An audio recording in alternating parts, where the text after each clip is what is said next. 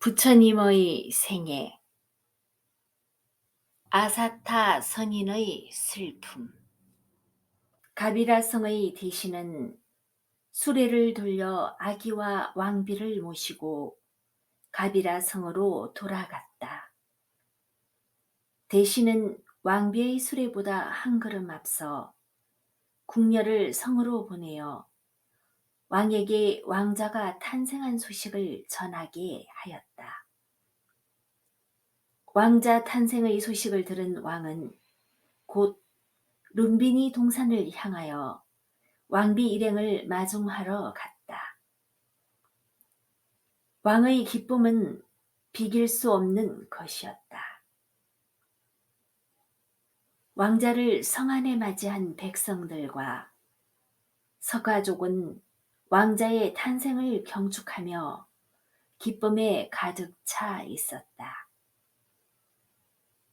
이때 가비라성에서 멀지 않은 곳에 사는 아사타 선인은 가비라성에 서린 서기와 32가지 상스러운 징조를 보고 왕자가 탄생한 것을 알았다.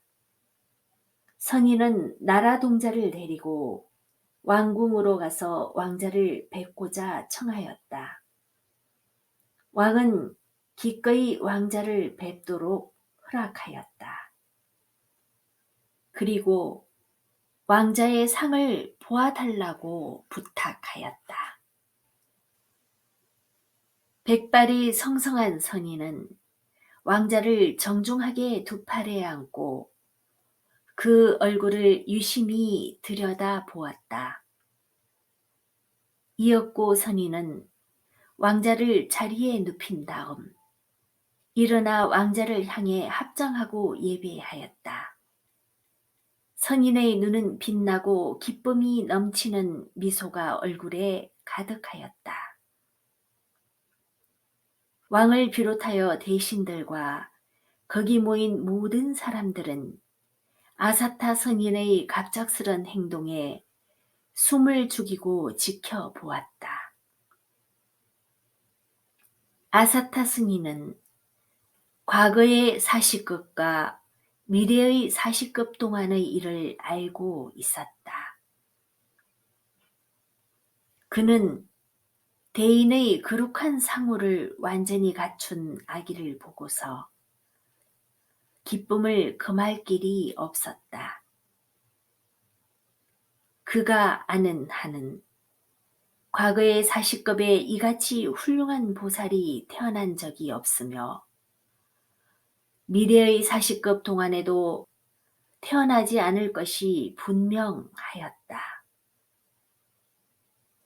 실로 80급 동안 한 번 있는 경사를 눈앞에 보는 아사타 선인은 보살의 탄생을 기뻐하였으며 그 드문 일을 눈앞에 대한 자신의 인연을 더욱 기뻐한 것이다. 선인은 생각하였다. 이 보살은 부처가 될 것인가? 혹은 전륜 성왕이 될 것인가? 이 이는 불가사의한 사람이다. 반드시 부처가 될 것이다. 아, 나는 장차 부처가 될 보살을 눈앞에 보고 있다. 선인의 얼굴에는 감격이 넘쳤다. 그러나 다음 순간 그는 이렇게 생각하였다. 나는 오래지 않아서 죽을 것이다. 나는 보살이 부처가 되었을 때 부처님을 뵙고 그 슬픔을 들을 수가 없을 것이다. 나는 볼 수가 없구나. 나는 그 전에 죽어 비록 100의 부처와 1000의 부처가 와도 나의 깨달음을 열어줄 수 없는 인연이 없는 세계에 날 것이다. 이같이 훌륭한 보살이 부처가 되는 것을 볼 수 없다니. 생각이 이에 미친 선인의 얼굴은 갑자기 흐려지고 슬픔으로 이그러졌다. 조금 전까지만 해도 기쁨으로 빛나던 두 눈에서는 눈물이 주르륵 흘렀다. 이것을 본 왕과 모든 사람들은 놀라고 의심스러웠다. 왕은 참다 못하여 말하였다. 아사타 스님, 아까는 웃더니 이제는 어찌하여 우는지 그 까닭을 말하여 주시오. 왕자에게 무슨 장애라도 있습니까? 아닙니다. 아무 장애도 없습니다. 왕자는 온 세계를 지배하는 전륜왕도 갖추지 못한 부처님만이 지니는 32가지 위인의 상과 80가지 훌륭한 상을 갖추었습니다. 왕자는 반드시 출가하여 부처가 될 것입니다. 그러나 저는 너무 늙었고 또 오래지 않아서 죽을 것입니다. 왕자가 불도를 이루어 부처가 된 것을 볼 수가 없습니다.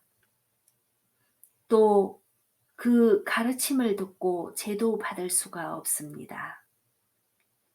이것을 생각하니 슬퍼서 그만 눈물을 흘리고 말았습니다. 왕은 왕자가 전륜성왕이 되지 아니하고 출가하여 부처가 된다는 것에 불만이 있었다.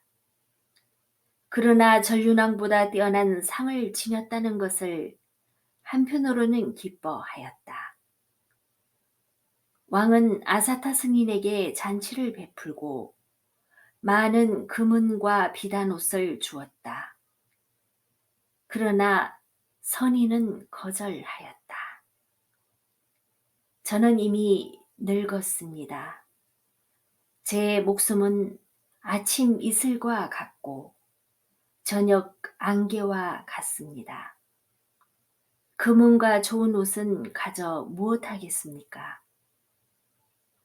하고 곧 자리를 일어나 왕궁을 나왔다.